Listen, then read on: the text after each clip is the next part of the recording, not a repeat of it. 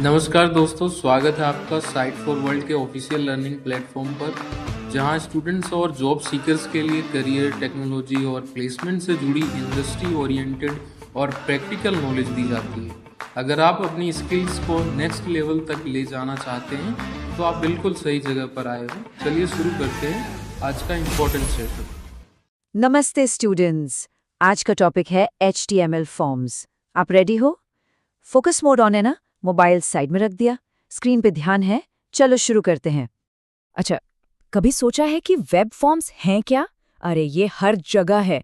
सबसे common example जिसे हम रोज यूज करते हैं वो है लॉगिन पेज। हम यूजर नेम डालते हैं, पासवर्ड डालते हैं और लॉगिन बटन क्लिक करते हैं। ये एक फॉर्म ही तो है।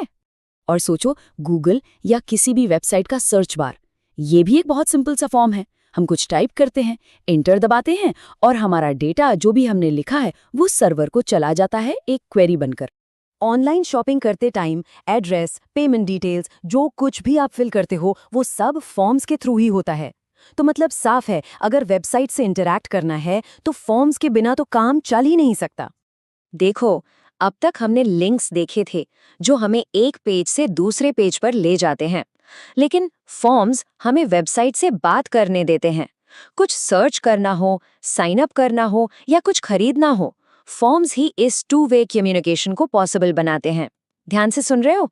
चलो अच्छा है, आगे बढ़ते हैं। HTML में फॉर्म से जुड़ी हर चीज फॉर्म टैग के अंदर आती है। इसको ना एक कंटेनर समझो, जैसे एक एप्लीकेशन फॉर्म का पेपर होता है ना, जिसके अंदर सारे सवाल यानी कि सारे इनपुट फील्ड्स होते हैं। बस वही काम है इसका। तो चलो अब हम अपना पहला एकदम सिंपल सा फॉर्म बनाते हैं। एक एक एलिमेंट को समझेंगे कि ये काम कैसे करता है। यहाँ स्क्रीन पर देखो, एक बेसिक फॉर्म का कोड है। इसमें 3 जरूरी चीजें हैं। पहला, फॉर्म का रैपर जो सबको घेर कर रखता है। दूसरा, इनपुट फील्ड्स जहां यूजर डेटा एंटर करेगा। और तीसरा, सबमिट बटन जिससे डेटा सर्वर को भेजा जाता है। तो एक फॉर्म के मेन कंपोनेंट्स क्या होते हैं? सबसे पहले लेबल, जो यूजर से सवाल पूछता है, जैसे एंटर योर नेम। और इनपुट वो बॉक्स है जहां यूजर अपना जवाब लिखता है। और आखिर में बटन, जिस पर क्लिक करके फॉर्म सबमिट होता है। लॉजिक समझ आया या सिर्फ देख रहे हो? चलो ठीक है। अब एक बहुत इंटरेस्टिंग चीज कि लेबल और इनपुट को कनेक्ट कैसे करते हैं। बहुत सिंपल है। लेबल का फॉर एट्रीब्यूट और इनपुट का ID एट्रीब्यूट, इन दोनों की वैल्यू बिल्कुल सेम होनी चाहिए। ये कनेक्शन बहुत बहुत जरूरी है। तो ये कनेक्शन इतना जरूरी क्यों है? इसके 2 मस्त फायदे हैं। पहला, ये स्क्रीन रीडर्स को हेल्प करता है जिससे वेबसाइट की एक्सेसिबिलिटी बढ़ती है। और दूसरा, यूजर लेबल पर क्लिक करके भी सीधा इनपुट बॉक्स को सिलेक्ट कर सकता है। छोटी चीज है पर यूजर एक्सपीरियंस के लिए बहुत इंपॉर्टेंट है। ठीक है, फॉर्म तो बना लिया, पर जब यूजर सबमिट बटन पे क्लिक करता है तो डेटा सर्वर तक जाता कैसे है? इसके पीछे का इंजन क्या है? चलो अब वो समझते हैं। डेटा भेजने के 2 मेन तरीके हैं, गेट और पोस्ट। गेट मेथड डेटा को URL में ही चिपका देता है, जैसे एक पोस्ट कार्ड जिस पर लिखा मैसेज कोई भी पढ़ सकता है। ये सर्च जैसी चीजों के लिए ठीक है, लेकिन पोस्ट मेथड डेटा को एक सील्ड लिफाफे की तरह भेजता है, एकदम हिडन और सिक्योर। लॉगिन या पेमेंट जैसी सेंसिटिव इन्फॉर्मेशन के लिए हमेशा पोस्ट ही यूज होता है। ओके, उम्मीद है सबका फोकस स्क्रीन पर है। चलो आगे बढ़ते हैं। ये जो इनपुट टैग है ना, ये बहुत पावरफुल है। सिर्फ इसका टाइप एट्रीब्यूट चेंज करके हम अलग अलग तरह के फील्ड्स बना सकते हैं। Text box, password box, number box और भी बहुत कुछ। ये कुछ कॉमन इनपुट टाइप्स हैं। Type equals to text user name के लिए है। Type equals to password characters को छुपा देता है। ईमेल और नंबर से ब्राउज़र खुद ही चेक कर लेता है कि डेटा सही फॉर्मेट में है या नहीं। चेक बॉक्सेस से आप मल्टीपल ऑप्शन सिलेक्ट कर सकते हो और रेडियो बटन से सिर्फ एक। एनर्जी बनी ही है, रेडी हो नेक्स्ट स्टेप के लिए? गुड। अब देखते हैं प्रैक्टिकली कैसे करते हैं। ध्यान से देखना, मैं स्टेप बाय स्टेप कर रहा हूँ। पहले फॉर्म टैग लगाओ, फिर एक लेबल और उससे कनेक्टेड इनपुट ऐड करो, फॉर और ID के साथ, और लास्ट में एक बटन। आप साथ में ट्राई कर रहे हो? नहीं कर रहे? वीडियो पॉज करो और करो। सिर्फ देखने से याद नहीं रहेगा। सिर्फ देखने से नहीं होगा, प्रैक्टिस करना बहुत जरूरी है। चलो नेक्स्ट स्टेप देखते हैं।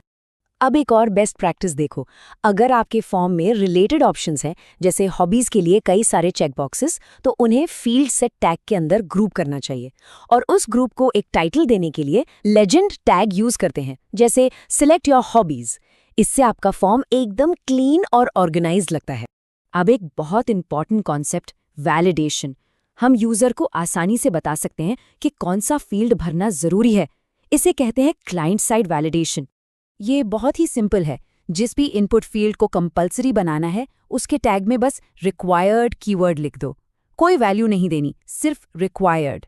इससे पता चलता है कि HTML कितना आसान और पावरफुल हो सकता है।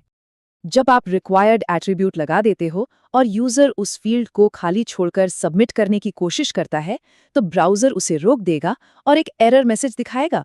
ये सब बिना किसी जावास्क्रिप्ट के ब्राउज़र खुद करता है। गलती हो तो कैसे फिक्स करोगे? ब्राउज़र खुद ही बता देगा। थोड़ा सीरियस होकर सोचो, क्लाइंट साइड वैलिडेशन से क्या होता है? यूजर का टाइम बचता है और सर्वर पर गलत डेटा नहीं जाता।